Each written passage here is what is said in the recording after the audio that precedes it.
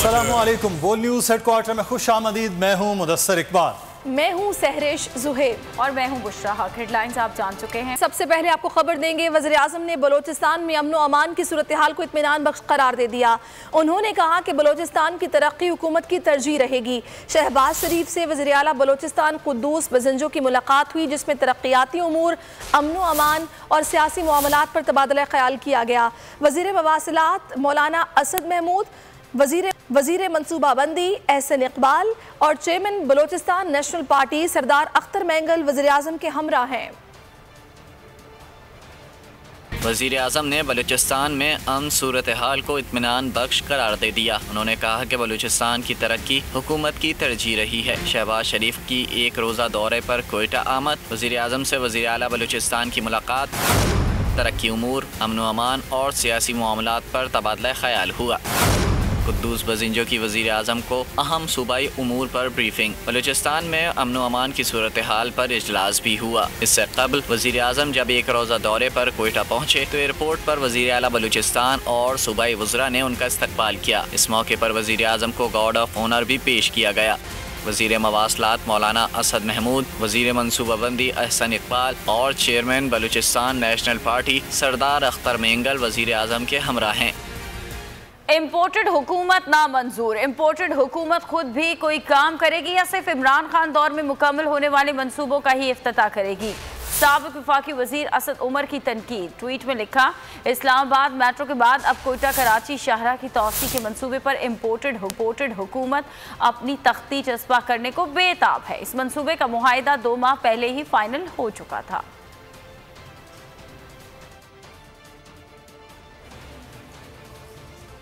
और अब आपको बताएं कि नौमुंतखब वज़ीर आला पंजाब हमजा शहबाज आज अपने ओहदे का हलफ उठाएंगे।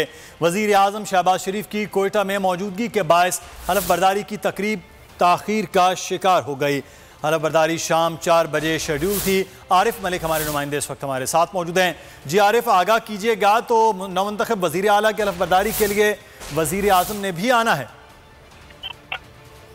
जी, हमजा शहबाज की हलफ बर्दारी तकरीब में वज़ीर आज़म शहबाज शरीफ ने कोयटा वज़ीर आज़म शहबाज शरीफ गए हुए और वहीं से उन्होंने लाहौर पहुँचना है और सादिक सिंजरानी भी उनके हमरा यहाँ पर पहुँचेंगे। चेयरमैन सेनेट और सादिक सिंजरानी ने ही गवर्नर हाउस में हमजा शहबाज से हल्फ लेना है वज़ीर आला का। और यहाँ पर जो शार्ट लिस्ट की गई है, जो मेहमानों की लिस्ट है, इससे पहले जो है नून लीग की जानिब से 650 लोगों की लिस्ट जो है वो गवर्नर हाउस भिजवाई गई थी, लेकिन क्योंकि अचानक हलफ बर्दारी की तकरीब हो रही है तो इस वजह से शॉर्ट मेहमानों की लिस्ट की गई है। दूसरी जानिब इत्तेहादी जो है उन्हें अभी तक कोई दावतनामा नहीं दिया गया, पीपल्स पार्टी को दावतनामा नहीं दिया गया।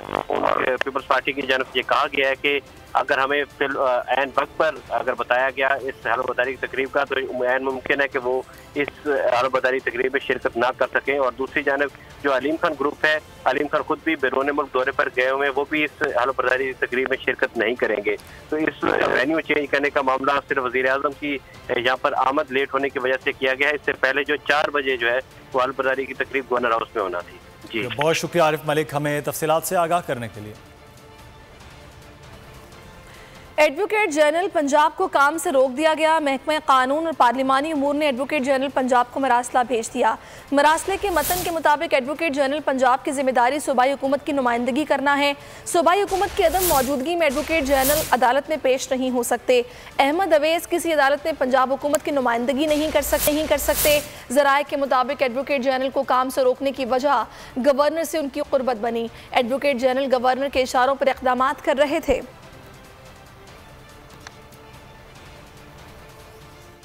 हुकूमत की अदम मौजूदगी में एजी अदालत में पेश नहीं हो सकते हैं। गवर्नर से कुर्बत काम से रोकने की वजह बनी है। अहमद अवैस किसी अदालत में हुकूमत की नुमाइंदगी नहीं करेंगे, मरासले में कहा गया है, और गवर्नर से कुर्बत काम से रोकने की वजह बनी है।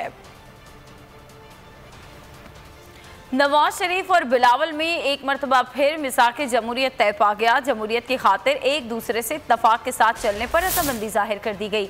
बिलावल भुट्टो की नवाज शरीफ से मुलाकात का एलामिया जारी हो गया है। एलामिया में क्या कहा गया है, सिद्दीक साजिद से जानते हैं।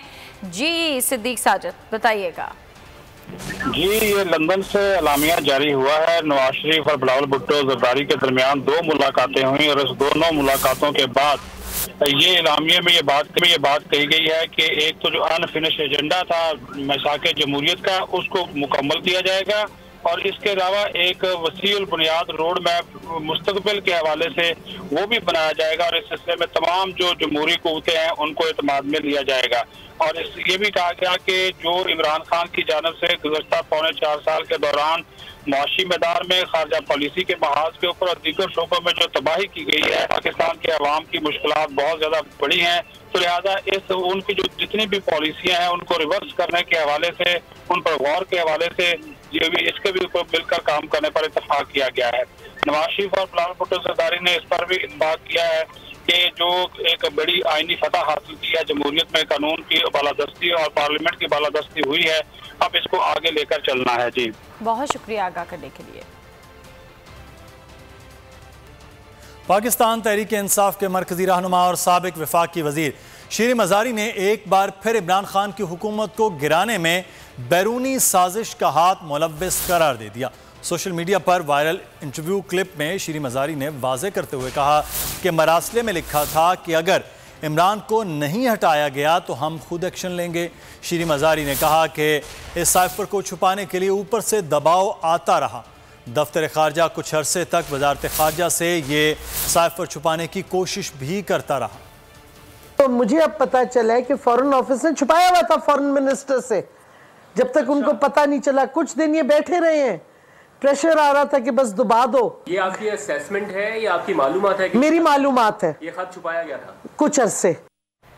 पाकिस्तान का यूक्रेन पर वाज़े मौक़िफ़ ना लेना, अमरीकी सिफारतकार ने मुबैना सख्त ज़ुबान में नापसंदीदगी का इजहार किया। वजारत खारजा का मामूल का सिफारती मरासला है। वफाकी वज़ीर मनसूबाबंदी और तरक्की एहसन इकबाल ने कहा कि अमरीकी डिप्लोमेट की सख्त ज़ुबान को सियासी स्कैंडल बना दिया गया। अब हर सफ़ीर 10 बार सोचेगा कि जो रिपोर्ट लिख रहा हूँ इस्लामाबाद में कोई सियासी स्कैंडल ना बना सके। मरासले में तहरीक अदम एतमाद का कोई रेफरेंस नहीं था कि पाकिस्तान में अमरीका किसी किस्म के रजीम चेंज लेकर आ रहा है या कोई बैरूनी साजिश है।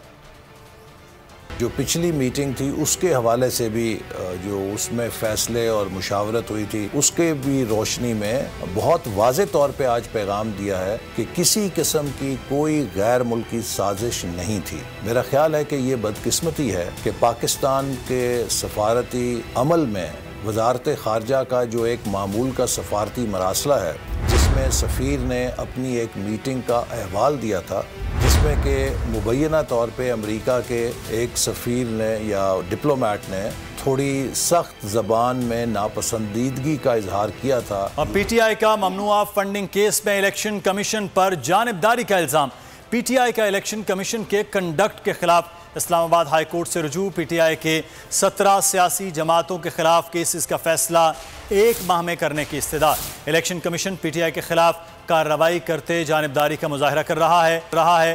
दरख्वास्त इलेक्शन कमीशन PTI अकाउंट्स की तरह 17 सियासी जमातों के अकाउंट्स की स्क्रूटनी से इनकारी है।